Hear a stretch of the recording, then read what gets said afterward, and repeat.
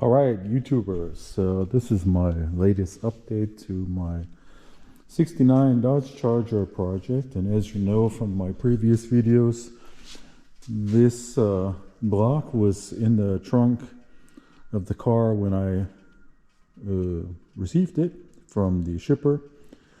And after taking it to the machine shop and having them check it out for dimensions and cracks and whatnot, they determined that the block itself, the bores on the cylinders, are still the original bore, and as you can see, they need to be cleaned up and whatnot, but that'll happen. The crank is still original, hasn't been turned or polished at all.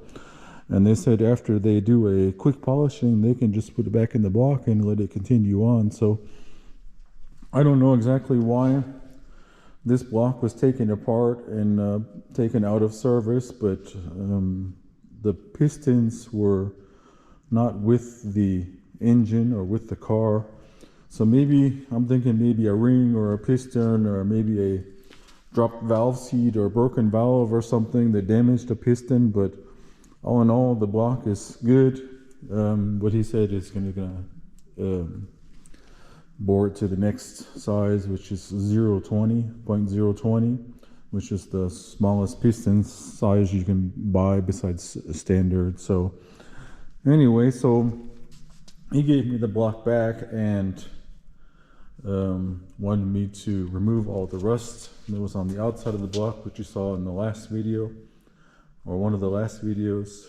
And after going through that with the wire brush and whatnot, I filmed it, but unfortunately my GoPro update had decided to not like the SD card anymore, so we lost all of our footage from yesterday. But as you can see, the block is nice and clean and it's shiny because I sprayed it down afterwards to keep it from flash rusting, because that was the purpose of the whole thing, was to remove the rust and not to add additional rust. So basically all I did is I pressure washed it, and once it dried, I just left it sit there because I had other things to do. But I came in yesterday and I took the wire wheel to it on the angle grinder.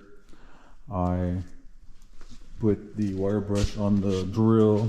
Also bought smaller wire brushes, which are, well, they were crap anyway, which are like this, basically so that I can go into all the threads here and clean them out. And I went into the smaller bores, and with the bigger bores here for the coolant, I took a larger wire brush on my drill and went through there. I cleaned out the bores like really quickly because the machine shop's going to do that, but I went through there and cleaned out all my gunk. And down here in the valley there was gunk where you see the oil in here. There was gunk in there, so I cleaned that out as well. I also did the front coolant passages, cleaned them out as good as I possibly can.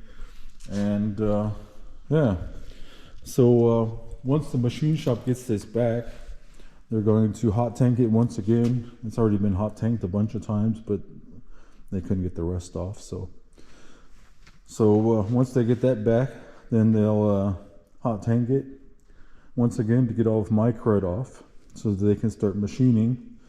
And as soon as I get to the parts and pistons and bearings and whatnot, then they're going to start working on that and get it back to me. So in the meantime, we always have other projects running in the background. We've got electrolysis running here on the original valve covers and oil pan, and of course it looks like nasty, but we'll do an additional video on that, on electrolysis on the 440 parts, and see if we can get rid of this toxic mess. You can see it bubbling down there. It's like some kind of acid or whatnot. It's kind of nasty, but it does take the rust off of the parts pretty well.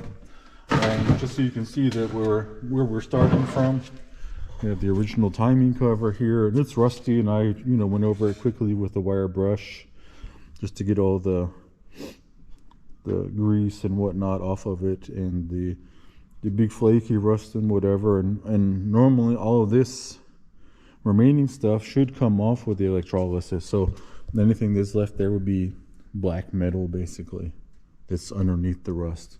So that should go away.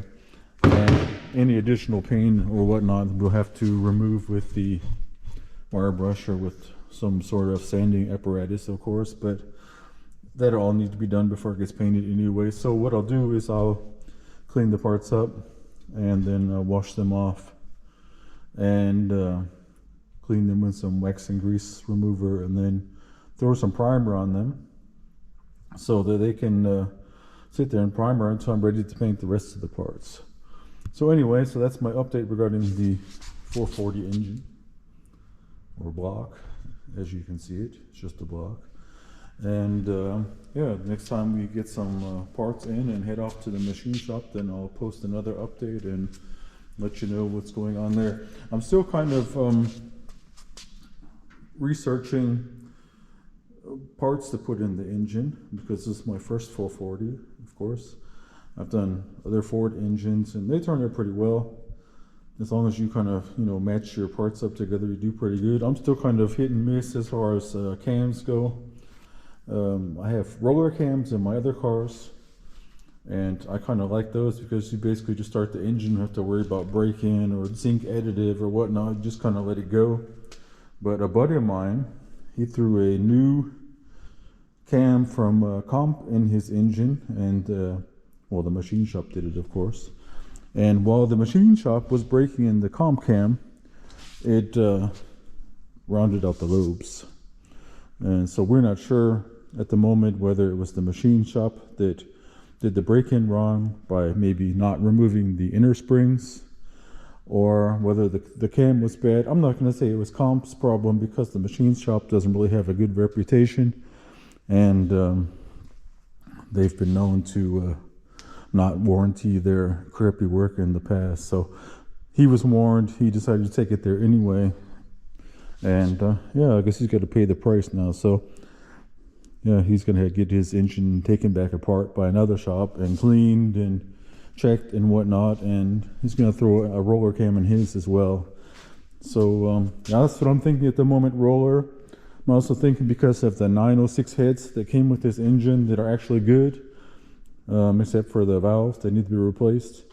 I'm thinking Keith Black dome pistons. They have a quench pad built into them, which should increase the compression on this engine, which should just make it a beast with like a new cam and whatnot. So I'll keep you updated. So click like, click subscribe if you want to keep watching further videos, and see you later.